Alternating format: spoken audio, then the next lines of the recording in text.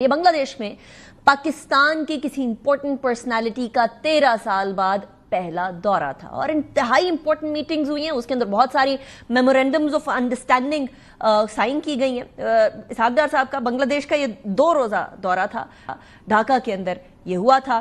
دفتر خارجہ کے مطابق جو سچویشن بنی ہے اس سارے دورے کے بعد وہ یہ ہے کہ بنگلہ دیش کے اور پاکستان کے تعلقات کے اندر یہ اہم میل کے طور پر وہ قرار دے رہے ہیں. جیسا میں نے کہا کہ 13 برس کے بعد پاکستانی وزیر خارجہ نے ڈھاکہ کا یہ دورہ کیا ہے. اس سے قبل 2012 کے اندر وزیر خارجہ ہنا ربانی کھر نے بنگلہ دیش کا ایک شارٹ دورہ کیا تھا جہاں انہوں نے شیخ حسینہ کو اسلام آباد میں ہونے والی سربراہی اجلاس میں کی دعوت دی تھی. اسحاق ڈار نے بنگلہ دیش کے چیف ایڈوائزر پروفیسر محمد یونس سے ملاقات کی ہے اور اسحاق ڈار صاحب نے ڈھاکہ پہنچنے کے بعد بنگلہ دیش نیشنل پارٹی اور جماعت اسلامی بنگلہ دیش کے وفود سے بھی ملاقاتیں کی ہیں. حکومت نے پاکستان بنگلہ دیش نالج کے جو کوریڈور ہے اس کے قیام کا اعلان بھی کیا ہے جس کے اندر 100 سول سرونٹس کو پاکستان کے اندر تربیت فراہم کی جائے گی. انٹرنیشنل جریدوں کے مطابق بنگلہ دیش شیخ حسینہ کے دور میں انڈیا کے قریب تھا. اب چین اور پاکستان کے ساتھ تعلقات بہتر کرنے کی وکالت کر رہا ہے اور بنگلہ دیش میں انڈیا مخالف جذبات میں بھی اضافہ ہو رہا ہے. ناٹ جسٹ گورنمنٹل سطح کے اوپر بلکہ ایکچوئل آن گراؤنڈ جگہ پر بھی. یہ بری حکومت بھارت سے اس بات پر بھی سخت ناراض ہے کہ اس نے شیخ حسینہ کو پناہ دی ہوئی تھی.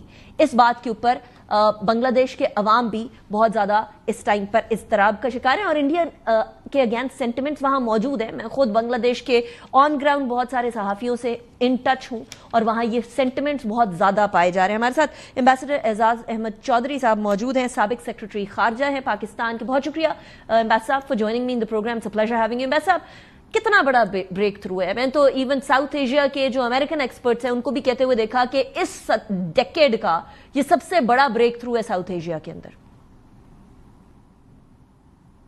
جی ہے تو بہت اہم. اس کی وجہ یہ ہے کہ بنگلہ دیش کے ساتھ پہلے بھی کئی ایسے ادوار آئے ہیں, تعلقات نارمل تھے شیخ حسینہ سے پہلے, جب خالدہ ضیاء صاحبہ کی حکومت تھی یا جنرل ارشاد تھے, ایون جنرل ضیاء الرحمان کی حکومت میں نارمل ہوتے تھے تعلقات. لیکن اس دفعہ کا جو فرق ہے وہ یہ ہے کہ قریباً 11 سال شیخ حسینہ نے ہر وہ کوشش کی ہے جس سے پاکستان سے دوری ہو. نفرت جو ہے وہ اتنی زیادہ پھیلائی ہر سطح کے اوپر. میں خود بھی اس کا کچھ شاہد اس طرح ہوں. مجھے ایک بار ان کے دور میں جانے کا موقع ملا بنگلہ دیش میں. میں نے دیکھا کہ انہوں نے کتنی محنت کی ہے اس معاملے میں اور ہندوستان کو اتنی جگہ آج تک نہیں بنگلہ دیش میں ملی تھی جتنی انہوں نے دی. وہ ہر ادارے میں, ہر انٹیلیجنس کے اندر, تقریباً ہر جگہ. اب وہ جو ریئیکشن ہوا ہے اس کے بعد پاکستان اور بنگلہ دیش کے اندر ایک قدر مشترک نئی نکلی ہے. وہ قدر مشترک یہ ہے کہ جس ہندوستان کی اجارہ داری سے, ان کی منوپلی سے, ان کی ہیجمنی سے وہ ہم پاکستان تنگ ہے, اس سے اب بنگلہ دیش کو بھی احساس ہوا کہ ہمارے اوپر بھی اسی قسم کا نظام تھوپا جا رہا ہے. ہندوستان بڑی بدقسمتی ہے جی ساؤتھ ایشیا کی کہ ہندوستان ایک ایسا ملک ہے جو نسبتاً چھوٹے لیکن اہم ملکوں کے ساتھ چلنے کو تیار نہیں ہے, لیکن دھونس کے ذریعے ان کے ساتھ تعلقات رکھنا چاہتا ہے. اب بنگلہ دیش نے بھی یہی محسوس کیا, اس لیے اب ان کو احساس ہو رہا ہے کہ جو پاکستان کے ساتھ ان کی کامراڈری بن سکتی ہے, شری لنکا کے ساتھ بن سکتی ہے, وہ ان کے ساتھ نہیں بن سکتی ہے کیونکہ ان کا ایجنڈا جو ہے وہ ڈومیننس کا ہے, وہ ہیجمنی کا ہے. تو اس وجہ سے میرے خیال میں یہ ایک اچھی بگننگ ہے, اچھی شروعات ہے.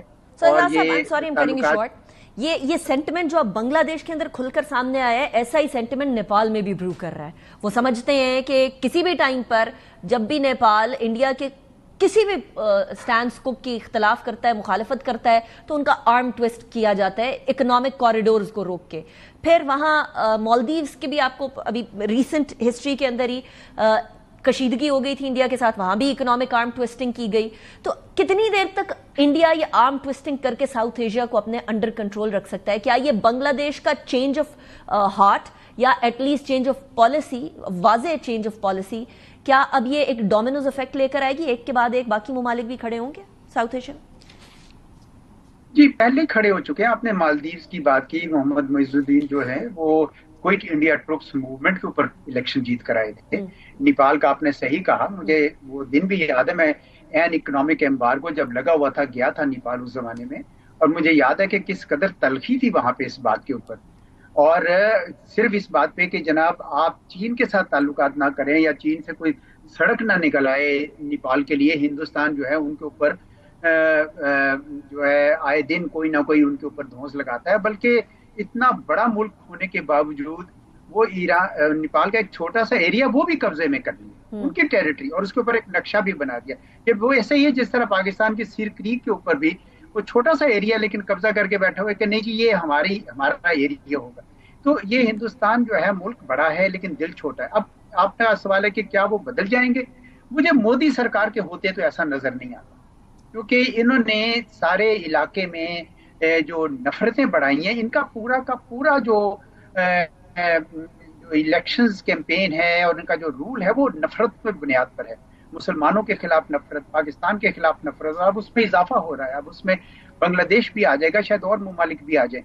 तो मुझे अभी एकदम से तो ऐसा होता नजर नहीं आ रहा, लेकिन ये जरूर है कि अब अगर ये पाकिस्तान, इंडिया के अलावा बाकी जो ममालिक हैं, ये मिलकर कुछ कोऑर्डिनेशन करें और साथ ही साथ चीन अपना एक किरदार करे, क्योंकि चीन भी इस इलाके का हिस्सा ही है, तो मैं समझता हूँ कि हिंदुस्तान के लिए एक मैसेज अच्छा होगा। और आने वाली जो हुकूमतें हैं हिंदुस्तान में, शायद वो अब इस बात पे के ऊपर गौर करें कि ये पॉलिसी जो है ना, जो उन्होंने अखंड भारत की और बनाने की कोशिश की है, ये चलेगी नहीं। Absolutely ambassador, thank you very much. Ambassador Chaudhary साहब हमारे साथ मौजूद थे।